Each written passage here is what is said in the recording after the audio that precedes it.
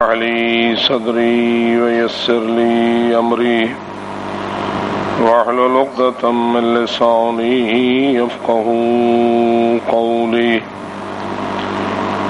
أعوذ بالله من الشيطان اللعين الرجيم. بسم الله الرحمن الرحيم. الحمد لله رب العالمين، والصلاة والسلام على أشرف الأنبياء والمرسلين، سيدنا ونبينا وشفيع ذنوبنا وطبيب قلوبنا ومولانا أبي القاسم محمد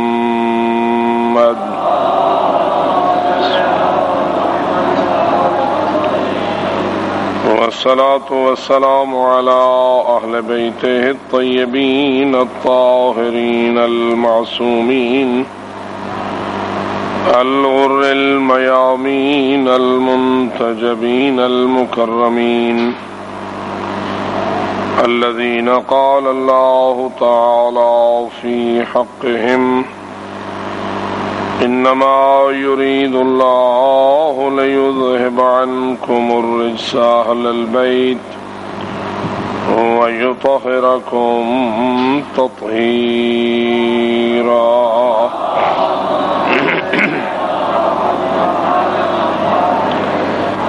ورحمة الله على أحبابهم وأصحابهم وشيعتهم ومواليهم أجمعين، ولعنة الله على أعدائهم ملعونين من يوم عداوتهم إلى أبد الآبدين.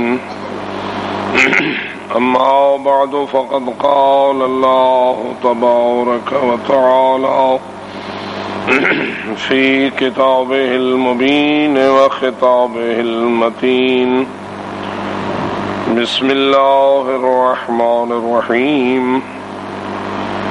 لقد أرسلنا رسلنا بالبينات وأنزلنا معهم الكتاب والميزان ليقوم الناس بالقسط. صلوات.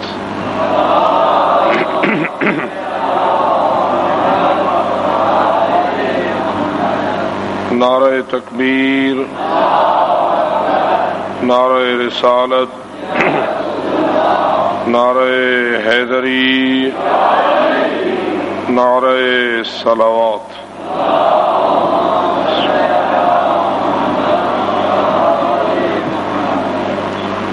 بارگاہ الہی میں ہم سب کی نیاز مندانہ التجا ہے کہ بحق محمد و آل محمد علیہ الصلاۃ والسلام آج کی اس شب پر برکت و پر رحمت کو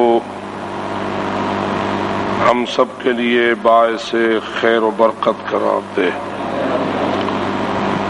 بالخصوص ہمارے بانیان محترم جو ہر سال اس مقدس محفل مبارک کا انتظام کرتے ہیں، خداوند منان ان کی تمناؤں کو پورا فرمائے.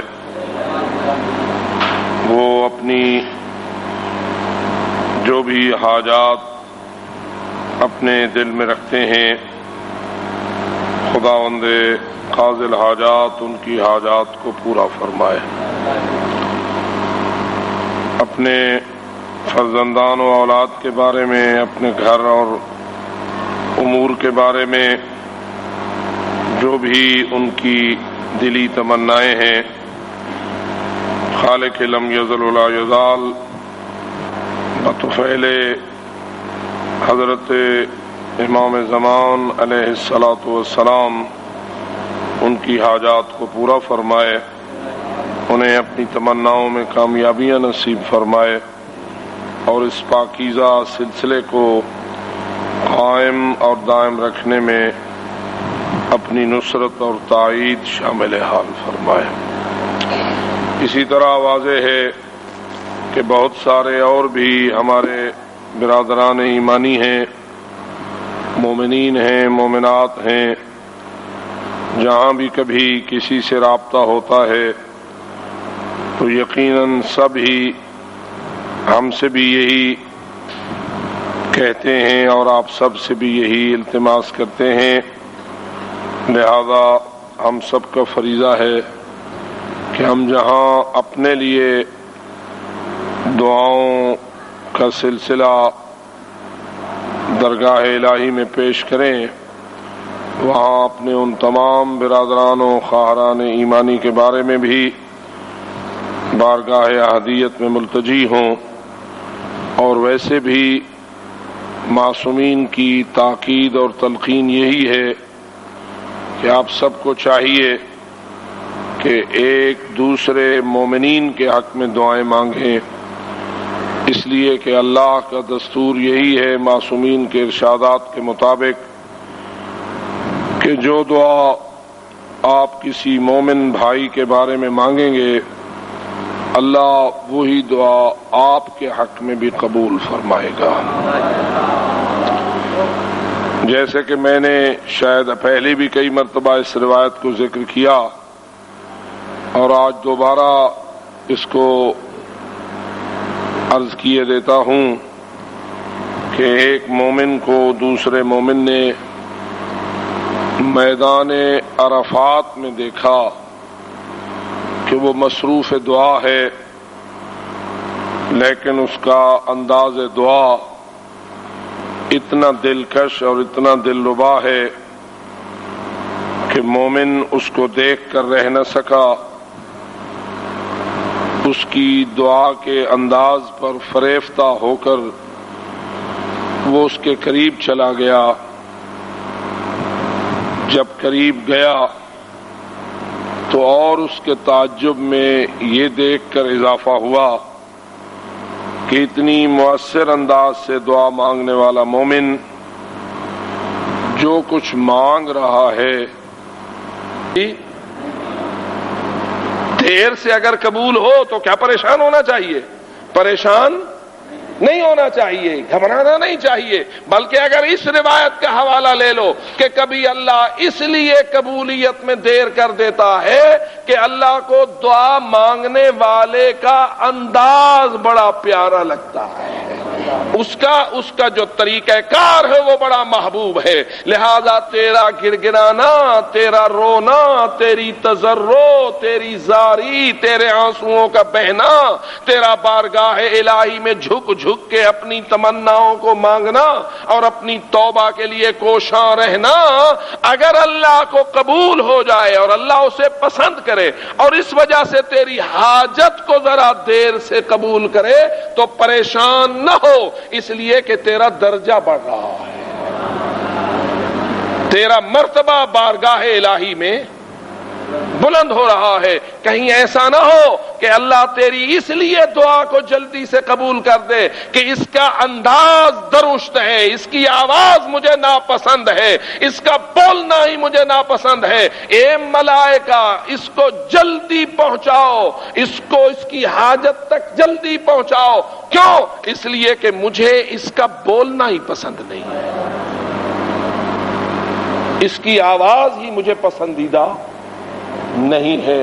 تو میرے دوستو اس پہلو کی طرف بھی دیکھ، اس پہلو کی طرف بھی دیکھ، اور اگر قبولیت میں تاخیر ہو جائے تو پریشان نہ ہو، اس لیے کہ آدم علیہ السلام جیسی ہستی کی دعا کی قبولیت میں بھی لمبی دیر ہوئی، لیکن آج آدم علیہ السلام کا مرتبہ ہمارے نزدیک بلند ہے، اس لیے کہ دیر سے ہوئی لیکن ہوئی تو صحیح، تو قبول ہونا چاہیے اگرچہ کہ دیر سے ہو جائے، اور اللہ حکیم و علیم ہے، اللہ اپنے ہماری دعاؤں کی قبولیت کی تاخیر یا تعجیل کا فیصلہ وہ خود کرتا ہے۔ ہمیں تو یہ چاہیے کہ اللہ ہمیں ناپسند نہ کرے، اللہ ہم پہ راضی ہو، اور جو رضا الہی چاہتا ہے وہ بآواز بلند صلوات پڑھے۔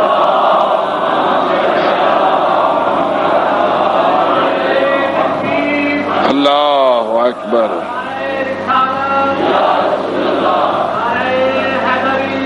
یا علی.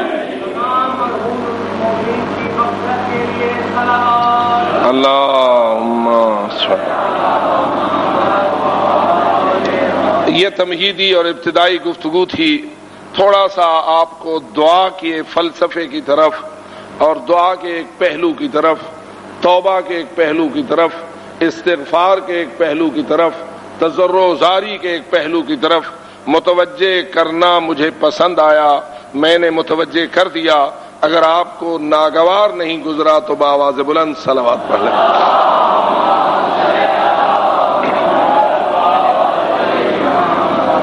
جو موضوع میرے حوالے کیا گیا تھا اس پہ بھی تھوڑی سی گفتگو اگر کر دی جائے تو آپ بھی انشاءاللہ راضی رہیں گے اور اللہ بھی راضی ہوگا.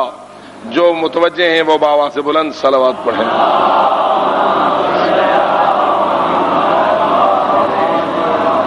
پرچی مجھے دی گئی، کہا گیا کہ آج غیبت امام زمان علیہ الصلوۃ والسلام اور ولایت فقیہ پر تھوڑی سی بات کرتے ہیں.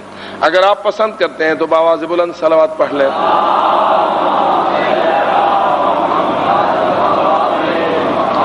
حمدا للہ، اللہ نے ہمیں یہ توفیق عطا فرمائی ہے کہ ہم قائل ولایت ہیں، ہم معتقد بالولایت ہیں، اور احادیث پیغمبر میں بھی اور احادیث معصومین میں بھی یہ بات بکثرت روایت ہوئی ہے کہ اللہ نے اس مخلوق انسانی کے لیے ولایت سے بہتر اور کوئی تحفہ نازل نہیں کیا. سب سے اہم ترین ستون ولایت کا ستون ہے. بعض روایات میں یہ بات آئی ہے کہ بنی الاسلام علی خمس، اسلام کو 5 بنیادوں پر استوار کیا گیا ہے. اسلام کی بنیادیں کتنی ہیں؟ 5. ان میں سے ایک ہے نماز،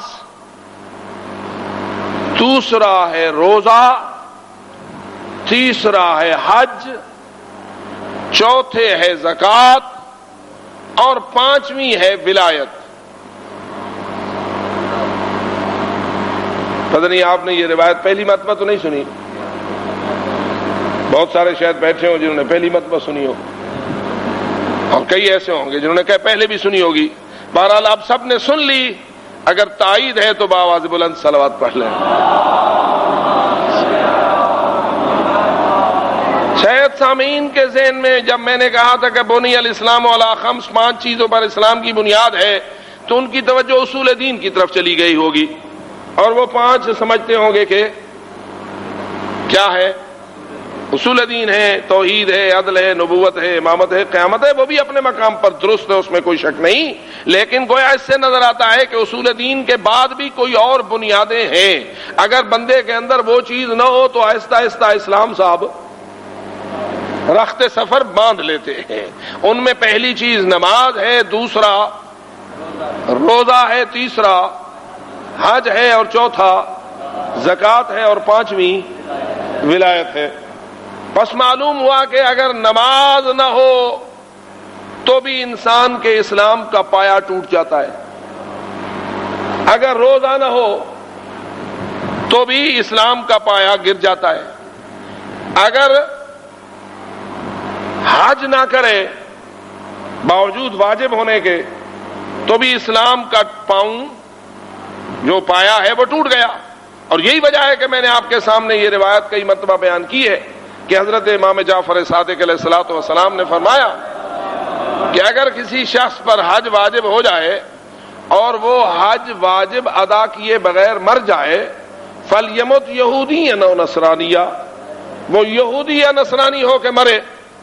اب رسول امام علیہ السلام کا یہ فرمان، اور ادھر بنی الاسلام علی خمس، اس میں حج کا تذکرہ، یہ دونوں باتیں آپس میں مل گئی یا نہیں؟ کہ ادھر اسلام کا ایک پایا حج کو قرار دیا، اور جس پر حج واجب ہو اور حج کیے بغیر وہ مر جائے، امام نے اسے یہودیت اور نصرانیت کے کھاتے میں شمار کر دیا۔ اب میں پوچھتا ہوں، کیا امام جعفر صادق علیہ السلام کے ماننے والوں کو حاجی صاحب ہونا چاہیے یا نہیں؟ جی، جو بننا چاہتا ہے وہ صلوات پڑھے۔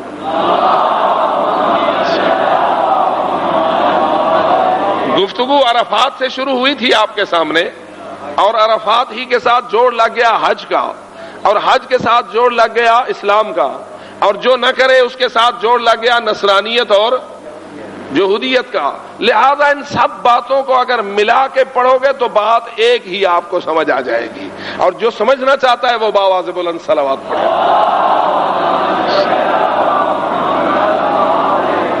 اس کے ساتھ پھر امام نے فرمایا ولایت، اور فرمایا کہ ان پانچوں میں سے اہم ولایت ہے۔ ان پانچوں بنیادوں میں سے اہم کیا ہے؟ ولایت ہے۔ اور ولایت کن کی؟ محمد و آل محمد کی ولایت اہم ہے، اور اس کی اہمیت کی وجہ یہ ہے کہ اگر ولایت ہوگی تو نماز قبول،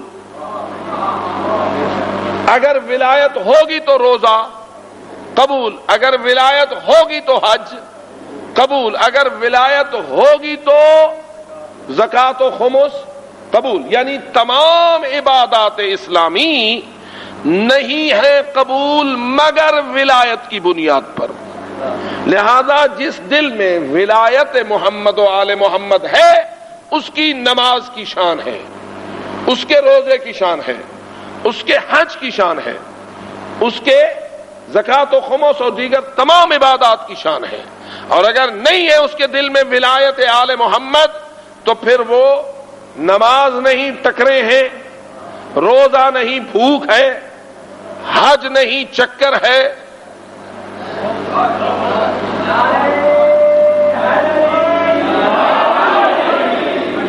سیر و سیاحت ہے۔ اللہم صلی علی محمد وعلی ماشاءاللہ اس نے ایک بہترین میلہ دیکھا ہے، بڑی خوبصورت قسم کی سینریاں اس نے دیکھی ہیں، بڑا اچھا اس نے نظارہ کیا ہے، بڑے بڑے لوگ دیکھے ہیں، مختلف رنگ ہیں، مختلف شکلیں ہیں، مختلف عادات ہیں، مختلف قصائل ہیں۔ وہ ایک بڑا میلہ دیکھ کر آیا ہے، اس نے بڑے اچھے سفر کیے ہیں، ادھر دیکھا، پہاڑوں پہ چڑھا، ہوائی جہازوں کے سفر کیے، پہاڑوں کو دیکھا، سمندروں میں گھوما، ادھر ادھر سب کچھ دیکھ جاگ کے بہترین سفر نامہ کر کے ایک بہترین سفر کر کے آ گیا۔ لیکن اس سفر کا تعلق اس کی دنیا کی لذت سے ہو سکتا ہے، اس کی آخرت کی نجات سے نہیں ہو سکتا ہے اگر اس کے دل میں ولایت نہیں ہے۔ تو جس دل میں ولایت ہے وہ بآواز بلند صلوات پڑھے۔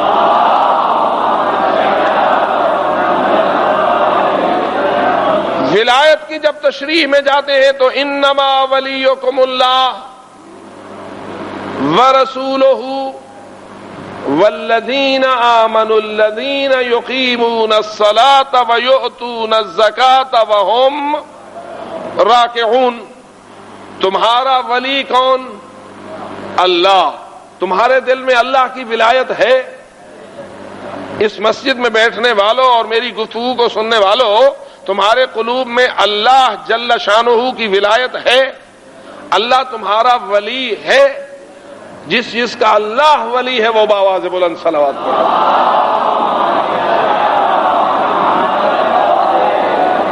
اور اللہ فرماتا ہے اللہ ولی الذین آمنوا یخرجہم من الظلمات الی النور۔ اللہ ولی ہے ایمان والوں کا، نکالتا ہے انہیں اندھیروں سے اور لے جاتا ہے نور کی طرف۔ جتنے اہل ایمان بیٹھے ہیں آیا ان کو نور مل گیا ہے یا نہیں؟ ہاں بھائی، نوری ہے یا کوئی نہ؟ ظلمات سے نکلے ہو یا نہیں؟ نور کی طرف آئے ہو یا نہیں؟ اگر اللہ ہے ولی مومنوں کا اور ہم ہیں مومن، اور اللہ اعلان کرتا ہے آیت الکرسی کے آخری حصوں میں کہ اللہ ولی ہے اہل ایمان کا، اور اہل ایمان پر اللہ کی ولایت کا اثر یہ ہوتا ہے کہ اللہ انہیں اندھیروں سے نکال دیتا ہے اور نور کی طرف لے آتا ہے. جس جس دل میں نور ہے وہ بآواز بلند صلوات پڑھے. اور یہ بحث اپنے مقام پر طویل ہے، لیکن بہرحال اتنا آپ کے علم میں ہو گیا کہ بہت سارے ایسے نور ہیں جو اللہ کی ولایت کے طفیل آپ کو حاصل ہوئے ہیں. ان نوروں میں سے ایک نور نور ایمان ہے، ان نوروں میں سے ایک نور محبت محمد و آل محمد ہے، ان نوروں میں سے ایک نور ولایت رسول اللہ ہے کہ انما ولیکم اللہ و رسولہ. دوسرا ولی اللہ کے بعد کون؟ اللہ کا رسول. ہم رسول کو بھی ولی خدا اپنا ولی مانتے ہیں یا نہیں؟ جی، اللہ بھی ہمارا ولی اور رسول بھی ہمارے ولی. جو رسول کو ولی مانتے ہیں اب وہ پاک پیغمبر کو خوش کرنے کے لیے بآواز بلند صلوات پڑھ لیں.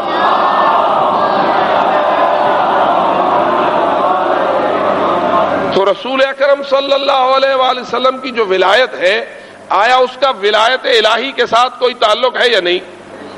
اور اللہ جو فرماتا ہے کہ میں مومنوں کا ولی ہوں اور انہیں نکالتا ہوں اندھیروں سے اور لے جاتا ہوں نور کی طرف، آیا یہ اندھیروں سے نکالنا اور نور کی طرف لے جانا یہ رسول کے وسیلے سے ہوتا ہے یا رسول سے ہٹ کر؟ جی، اللہ جو اپنے مولا علیہم کو، جن کی ولایت ہے، جن پر اللہ کی ولایت ہے، ان کو جو ظلمات اور اندھیروں سے نکالتا ہے، تاریکیوں سے نکالتا ہے، نور کی طرف لے جاتا ہے، تو اس کام کو رسول کے ذریعے انجام دلاتا ہے یا رسول سے ہٹ کر؟ جی، رسول اکرم کو بھیجا ہی اس لیے ہے، رسالت اسی لیے ہے، نبوت اسی لیے ہے، قرآن اسی لیے ہے، دین اسی لیے ہے، شریعت اس لیے ہے. لِتُخْرِجَهُم مِّنَ الظُّلُمَاتِ إِلَى النُّورِ. اے میرے حبیب، میں نے تجھے بھیجا اس لیے ہے کہ تو ان کو نکالے ظلمات سے نور کی طرف. اللہ فرماتا ہے میں نے قرآن نازل اس لیے کیا ہے کہ قرآن نکالتا ہے اندھیروں سے، لے جاتا ہے نور کی طرف. پس معلوم ہوا اللہ کا اپنے مومنوں کو ظلمات اور گمراہیوں سے نکالنا اور نور اور ہدایت کی طرف لے جانا، اس میں بہترین اور مؤثر اور اصلی وسیلہ حضرت جناب محمد مصطفیٰ صلی اللہ علیہ وآلہ وسلم کی نبوت ہے، ان کی رسالت ہے، اور اللہ کا وہ کلام ہے جو قرآن بن کے نازل ہوا ہے، اور رسول کا وہ علم ہے، اور رسول کی وہ سیرت ہے، اور رسول کا وہ کردار ہے، اور رسول کی وہ محنت ہے، اور رسول کی وہ کوشش ہے جو آپ نے ساری زندگی انجام دی ہے. اور اسی کا نتیجہ ہے کہ آج ہم نور ہدایت سے منور ہیں. جس تک نور رسالت پہنچائے وہ بآواز بلند صلوات پڑھے.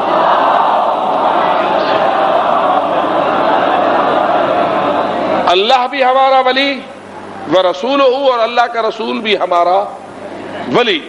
لیکن کیا بات ولایت کی یہاں ختم ہو گئی؟ نہیں. والذین آمنوا الذین یقیمون الصلاة ویؤتون الزکاة وہم راکعون. اور ولی تمہارے وہ ہستیاں ہیں جو الذین آمنو ہیں، جو مومن ہیں، اور وہ یقیمون الصلاة نماز کو قائم کرتے ہیں، ویؤتون الزکاة اور زکوٰۃ ادا کرتے ہیں، وہم راکعون در حالانکہ وہ حالت رکوع میں ہوتے ہیں. یہ ہستیاں کون ہیں؟ یہ ہماری ولی ہیں یا نہیں؟ کون ہے یہ؟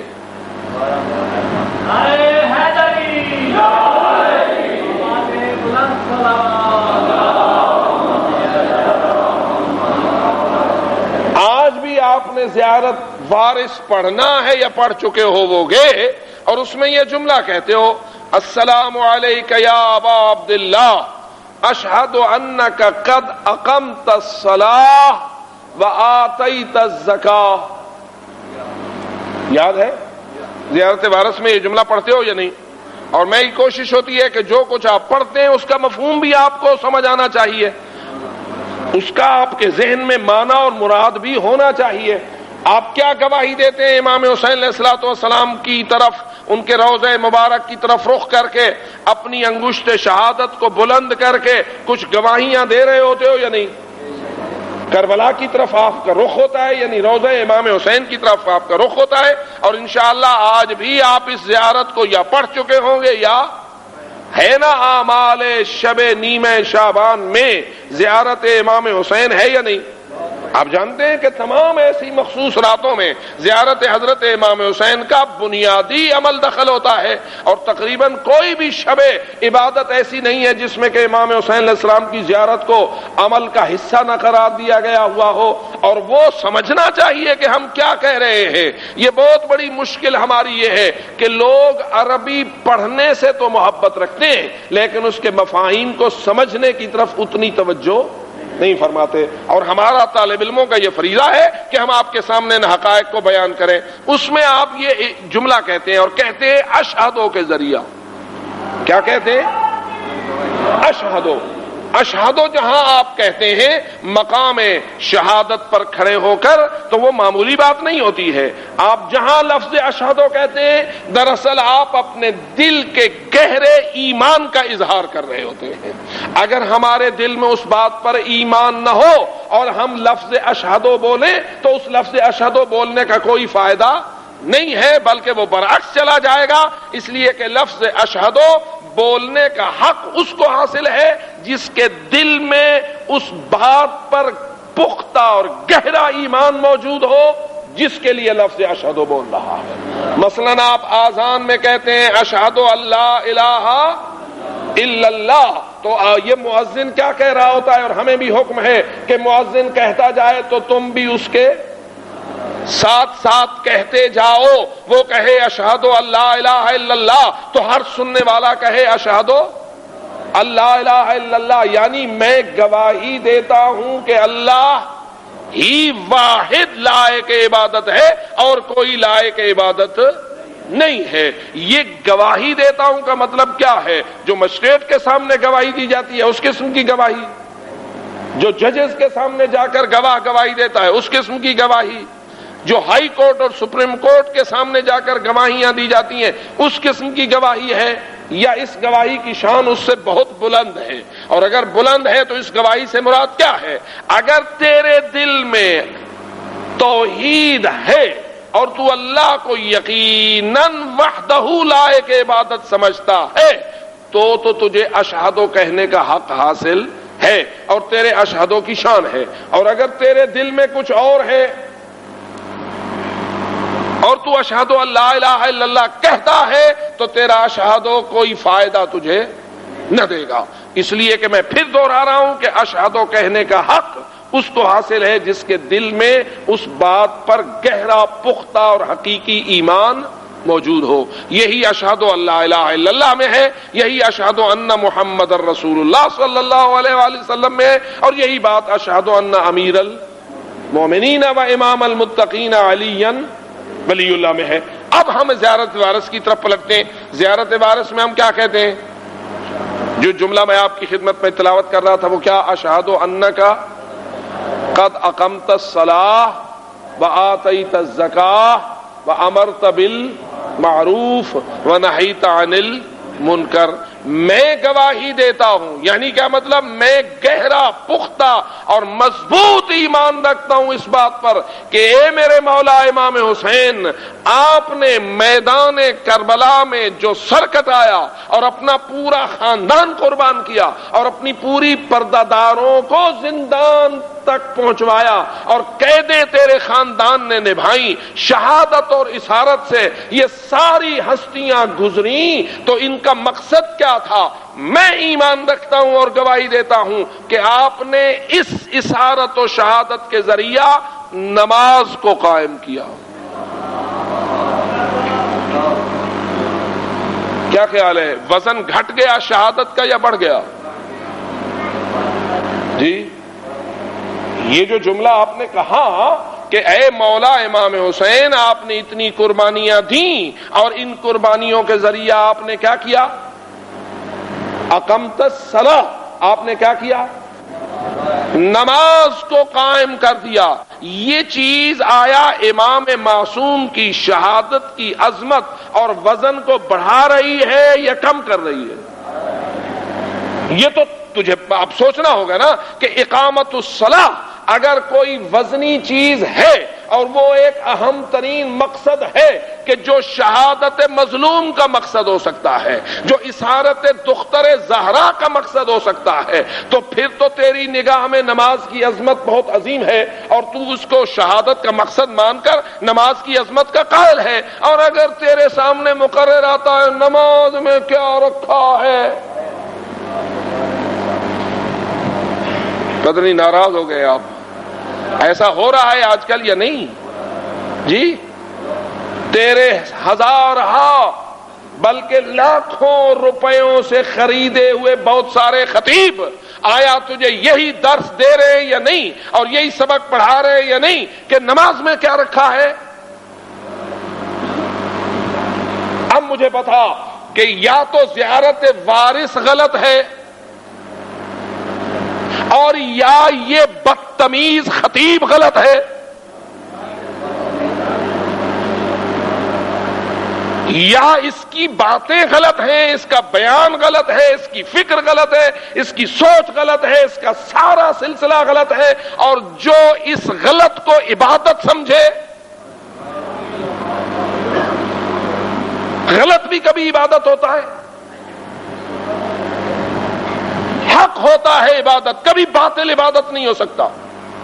اور یہی وجہ ہے کہ ہمیں مجبوراً تجھے یہ سمجھانا پڑتا ہے کہ تجھے پتہ نہیں کیا ہو گیا ہے کہ تو اتنی بڑی صریح باتوں کو، کہ جو تیری ایک زیارت میں نہیں، زیارت وارث کا تو ویسے میں حوالہ دے رہا ہوں، میری نگاہ میں مفاتیح الجنان کی کوئی زیارت ایسی نہیں ہے کہ جس میں قد اقمت الصلاۃ وآتیت الزکاۃ کے جملے نہ ہو۔ تو حضرت رسالت مآب کی زیارت اٹھا، وہاں یہی بات ملے گی۔ تو امیر المومنین کی زیارت اٹھا، وہاں یہی بات ملے گی۔ تو زہرا بتول کی زیارت اٹھا،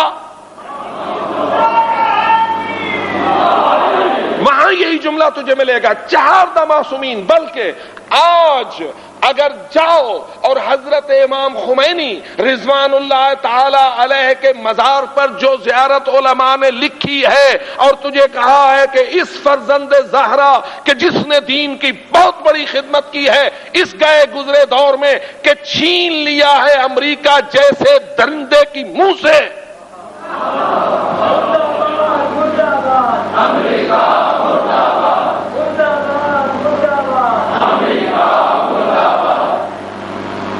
اس امام خمینی رضوان اللہ تعالی علیہ کی زیارت میں بھی یہی جملے ہوں گے کہ تو وہ فرزند رسول ہے کہ تیری محنتوں کا اثر ایک یہ مرتب ہوا ہے کہ قد اقمت الصلاۃ وآتیت الزکاۃ وامرت بالمعروف ونہیت عن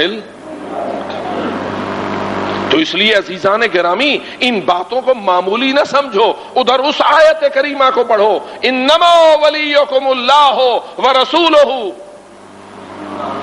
آگے پڑھیے میرے ساتھ، والذین آمنوا الذین یقیمون الصلاۃ ویؤتون الزکاۃ وہم راکعون۔ معلوم ہوا اقامت صلاح یہ ولایت کی نشانی ہے، ایتاء الزکاۃ یہ ولایت کی علامت ہے۔ جو لوگ ولی اللہ ہوتے ہیں ان کا کام ہوتا ہے معاشرے میں اقامت الصلاح کرنا اور ایتاء الزکاۃ کرنا، رکوع میں کرنا یا رکوع سے باہر کرنا، یہ اپنے مقام پر مولا علی کی نشانی ہے کہ شان نزول یہی ہے کہ جب مولا امیر المومنین نے حالت رکوع میں سائل کو زکوٰۃ دی تھی تو اللہ نے فرمایا تھا وَيُؤْتُونَ الزَّكَاةَ وَهُمْ رَاكِعُونَ، لیکن یہاں سے آغاز ولایت ہوا، لیکن یہ ولایت آگے چلی یا نہ چلی؟ جی، پھر چہاردہ معصومین بھی یعنی 12 ائمہ سارے اس ولایت پر فائز ہیں یا نہیں؟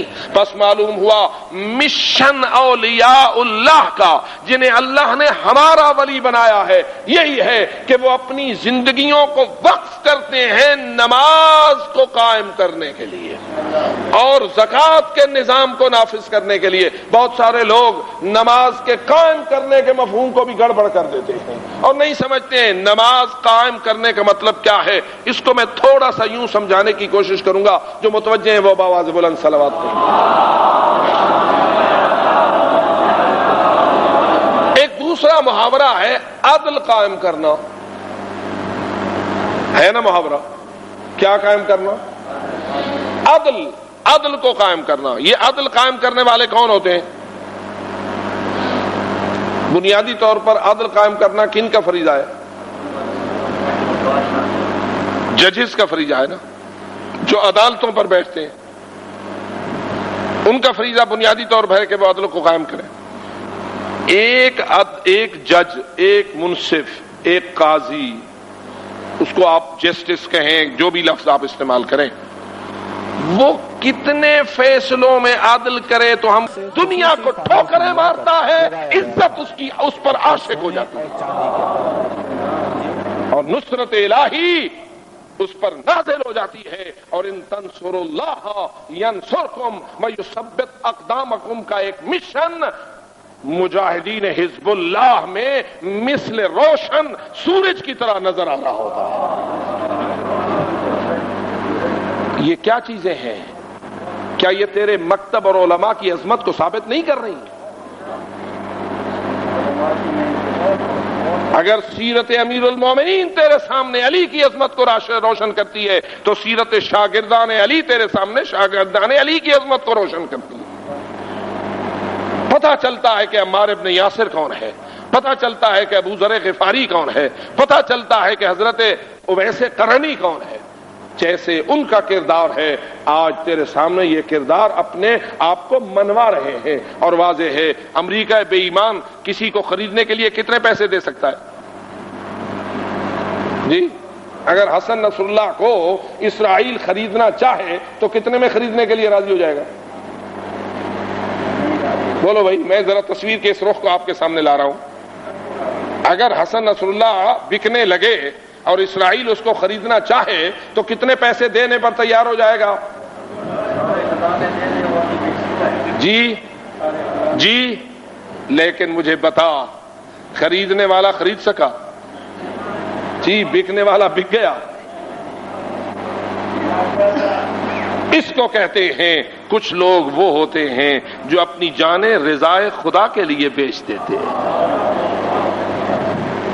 تو اس لیے میرے عزیز، اللہ نے تجھے اس گئے گزرے دور میں ولایت فقیہ کے عنوان سے ایک ایسی نعمت عظمی عطا فرمائی ہے کہ تو اس میں کیڑے نکالنے والوں سے محبت نہ رکھ، ورنہ یاد رکھ کہ تیرے مولا علی کے اندر بھی لوگوں نے کیڑے نکالنے کی کوششیں کی ہیں. کیا خیال ہے یہ 1400 سال سے علی حیدر کرار کے خلاف لوگوں نے کیڑے نہیں نکالے؟ ان کے خلاف بکواسات نہیں کی؟ آخر کیا تیرے سامنے نہیں 80 سال تک جو علماء خطبہ نماز جمعہ میں علی حیدر کرار کو گالیاں نکالتے رہے تو لوگوں سے کیسے منوا لیا کہ یہ گالیوں کا مستحق ہے؟ چپ کر گئے لوگ یا نہیں؟ سنتے رہتے تھے اور ایسا سمجھتے تھے کہ علی ہے ہی ایسا کہ وہ لعن و تبرہ اور سب و شتم کا مستحق ہے. لیکن خدا جانے علی کیسا عظمت کا آفتاب ہے کہ گالیوں کا گند ان کے منہ پہ پڑتا رہا ہے اور اس کا سورج جیسے پہلے روشن تھا آج بھی روشن ہے. تو جو کردار میں قوت ہوتی ہے وہ کسی شے میں نہیں ہوتی ہے. خداوند تعالیٰ نے آپ سب کو اس نور سے منور فرمایا ہے اور آج ہم اسی لائن کو لے کے چل رہے ہیں. اور ہمیں، میں ایک آخری جملہ عرض کرتا ہوں، دعا تو ہماری یہی ہے کہ اللہ ہمارے مولا کے ظہور میں تعجیل فرمائے. یہی ہماری دعا ہے یا نہیں؟ لیکن ادھر دوسری روایتیں یہ ہیں کہ اس میں خود جلدی نہ کرو. دعا مانگو کہ اللہ ان کے ظہور میں تعجیل کرے لیکن خود جلدی نہ کرو. اس کا کیا مطلب ہوا؟ استعجال صحیح نہیں، دعا تعجیل صحیح ہے. میرے طلبہ بھائی اس بات کو سمجھیں گے. استعجال صحیح نہیں، العجولۃ من الشیطان. تم آرام سے اپنے فریضے کو ادا کرتے رہو. الفاظ دیگر کیا ہے کہ تم اطمینان کے ساتھ اپنے فرض کو ادا کرتے رہو. معاملہ اللہ پہ چھوڑ دو. دعا بے شک یہی مانگو کہ اللہ ہمارے مولا کو جلدی بھیج. لیکن یوں نہیں کہ تڑپڑ تڑپڑ تڑپڑ اے شے اونتے او شے اونتے اونتے اونتے کئی شے نہ تزارا گھر اجاڑتے جلدی جلدی یہ کام تھی وے جلدی جلدی یہ کام تھی وے. اس قسم کی جلدی نہ کر, اطمینان سے اپنے فرض کو ادا کر. کیا خیال ہے زمانہ غیبت میں بھی ہمارے کوئی فرائض ہیں یا نہیں؟ جی کیا خیال ہے ہم شریعت کے ان تمام فرائض کے مکلف ہیں یا نہیں جو زمانہ حضور میں تھے؟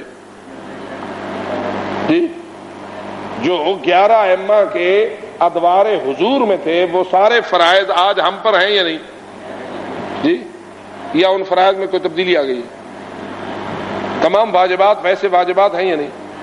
تمام محرمات ویسے ہی محرمات ہیں یا نہیں؟ نماز واجب ہے یا نہیں؟ زکوٰۃ و خمس جی تو اپنے فرائض اور اپنے ذمہ داریوں کو ادا آرام آرام سے کر, پورے اطمینان سے کر. دعا مانگ اور ایسا بن کہ اگلے لمحے اگر امام آ جائے تو پشیمان نہ ہو جائے. ایک نہیں ہوں دے جی. ذرا ان لوگوں سے پوچھ جن پہ چھاپے پڑتے ہیں, بینک والوں پہ چھاپے پڑتے ہیں, بہت سارے اور لوگ دکانداروں پہ چھاپے پڑتے ہیں. تو جب چھاپا پڑ جاتا ہے تو کتنے لوگ مطمئن ہوتے ہیں اور کتنے پشیمان ہوتے ہیں؟ جی وہ مطمئن ہوتے ہیں جن کے نظام میں کوئی گڑبڑ نہیں ہوتی, جن کا سسٹم بالکل ٹھیک ہوتا ہے. اگر وہ جو کہتے وٹے وزن تولن والے کیسے دے ہو 1 کلو تے سیر تے پا تے گرام شرابی کیا تھا باٹ, ان کے چھاپا مار آتے ہیں یا نہیں؟ تو اگر تیرے باٹ بالکل صحیح ہے, تیری ترکڑیاں بھی صحیح ہیں تے تیرے وٹے بھی صحیح ہیں, بھاویں ڈا چھاپا مار آویں تو مطمئن ہے. تو جے ذری گڑبڑے تو پھر چھاپا مار پارٹی کا شکل نظر آئی نہیں تے تیرے سائیں موئے نہیں.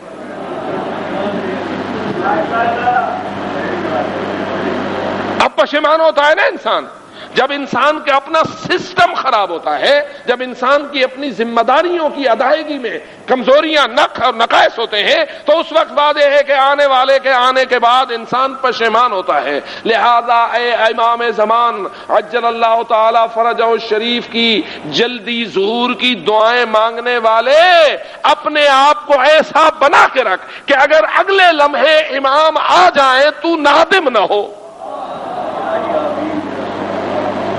میرے خیال میں یہی ایک جملہ ہمیں اصلاح کرنے کے لیے, اگر بندہ سمجھدار ہے تو ایک ایک جملہ اس کی اصلاح کے لیے کافی ہے. تو جو چٹے تو والا سنے دیا سے ساڑھے کئی ساتھی سارا سال کھلے کھانے آنتے والی فیلتی نہیں استاد فانی انہوں کو کھوتے بنا چھڑے دا روز ڈنڈے تو والی فیل. تو ایسا نہیں ہونا چاہیے. انسان کو بغیرت ہونا چاہیے, انسان کو باعزت ہونا چاہیے, اور عزت بچانے کا واحد طریقہ یہ ہے کہ اپنے حساب کو صحیح رکھ, اپنے معاملات کو درست رکھ, واجبات کی ادائیگی میں کمزوری نہ کر, محرمات کا ارتکاب نہ کر, اور اگر خدا نہ خواستہ کوئی غلطی ہو جائے تو توبہ میں دیر نہ کر. ہم معصوم نہیں ہیں, غلطی ممکن ہے, لیکن غلطی کے بعد توبہ میں تاخیر کرنا یہ سب سے بڑی مصیبت ہے. تو آج شب توبہ ہے یا نہیں؟ جی کیسے کریں ہم توبہ؟ ایک تسبیح استغفر اللہ کی پڑھ چھوڑے بس کافی ہے. چلو 10 تسبیح پڑھ چھوڑے استغفر اللہ کی کافی ہے, لیکن استغفر اللہ ربی واتوب الیہ کل کرنا وہ کو جے جڑا آج کی تہائی. جی صبح سویرے اٹھنا ہے انہیں داڑھی مناونی ہے جی میں اگے منے نے استغفر اللہ ربی واتوب الیہ. اسی طرح حرام کھانا ہے جیسے پہلے کھاتے تھے, اسی طرح حرام کمانا ہے جیسے روزانہ کماتے ہیں, لیکن شب نیمہ شعبان 5000 مرتبہ استغفر اللہ ربی واتوب الیہ، استغفر اللہ ربی واتوب الیہ، کل فلم دیکھ سوں استغفر اللہ ربی واتوب الیہ، فلانے کو لوٹ کن سوں استغفر اللہ ربی واتوب الیہ.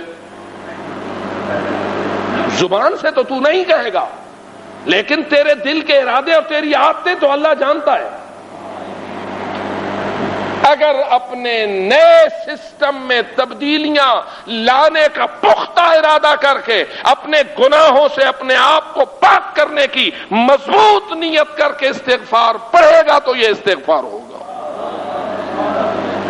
اور میں دیکھ رہا ہوں ایک نہیں 20 نیمہ شعبان گزر گئی ہیں، اجاں خمس دا حساب تھی سی. کیا خیال ہے خمس دا حساب کتنی سال دیر نال ہونا چاہیے جی؟ یہ خمس کا حساب کس کا حق ہوتا ہے؟ خمس کا جب ہم حساب کرتے ہیں تو کس کا حق ادا کرنے کے لیے؟ سب سے پہلے تو امام علیہ السلام کا ہے. اور دعا کس کی مانگ رہے ہیں؟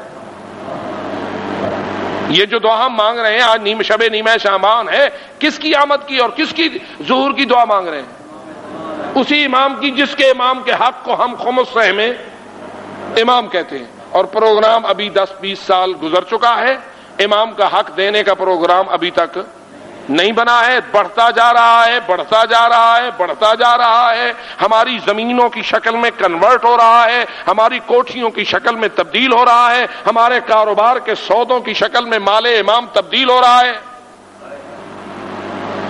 مجھے نہیں معلوم کہ تیرے مکان کی کتنی اینٹیں امام کے حق کی لگی ہوئی ہیں. مجھے نہیں معلوم تیرے دکان کے سودوں میں کتنا دراصل مال امام بک رہا ہے.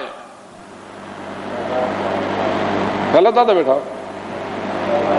جو دکاندار خمس ادا نہیں کرتا وہ آیا جو 5واں حصہ اپنی دکان کے اندر خمس رکھتا ہے، اس کو جو وہ بیچ رہا ہے، روزانہ خرید رہا ہے، بیچ رہا ہے، خرید رہا ہے، بیچ رہا ہے، سارا اپنا مال بیچ رہا ہے یا امام کا بھی بیچ رہا ہے؟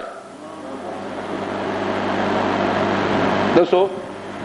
بہت زیادہ پریشان تھی گئے ہو. اور کیا حق حاصل ہے مجھے کہ میں امام کا مال بیچوں؟ اگر یوں جائز ہے تو مسجدیں بیچ دو، اگر یوں جائز ہے تو امام بارگاہیں بیچ دو، اور اگر امام بارگاہیں مال امام ہے اور ان کا بکنا جائز نہیں ہے تو تیرے میرے گھر میں جو مال امام ہے اس کا بکنا کہاں جائز ہے؟ میرے خیال میں بڑا سخت ہو گیا ہوں اور آپ کو ٹھنڈا کرنے کے لیے ایک صلوات کا ملتجی ہوں.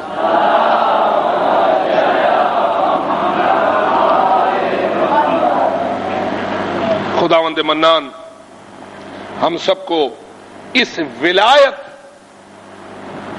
کی جو ذمہ داریاں ہیں، یعنی عقیدہ ولایت الہی، عقیدہ ولایت رسول اللہ، عقیدہ ولایت ائمہ ہدی، عقیدہ ولایت امام زمان علیہ الصلوۃ والسلام، اور عقیدہ ولایت فقہا جو نائبین امام علیہ الصلوۃ والسلام ہیں، اس کی ذمہ داریوں کو سمجھنے کی توفیق عطا فرمائے اور ہمیں ان ذمہ داریوں کو ادا کرنے کی توفیق بخشے. اور جو آج تک ہم نے ادا نہیں کیے خداوند تعالی ہمیں اس کی توبہ کی توفیق عطا فرمائے.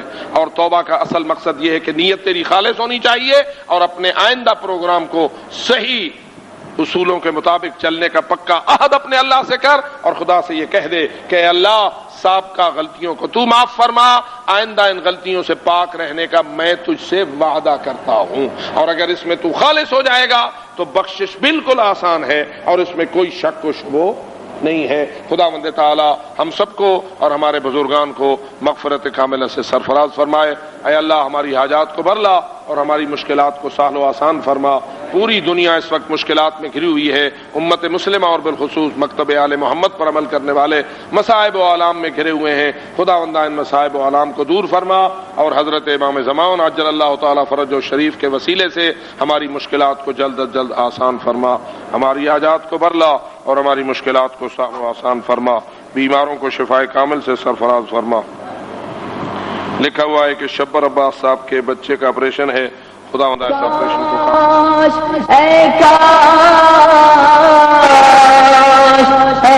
کاش میں بھی ہوتا میدان کربلا میں.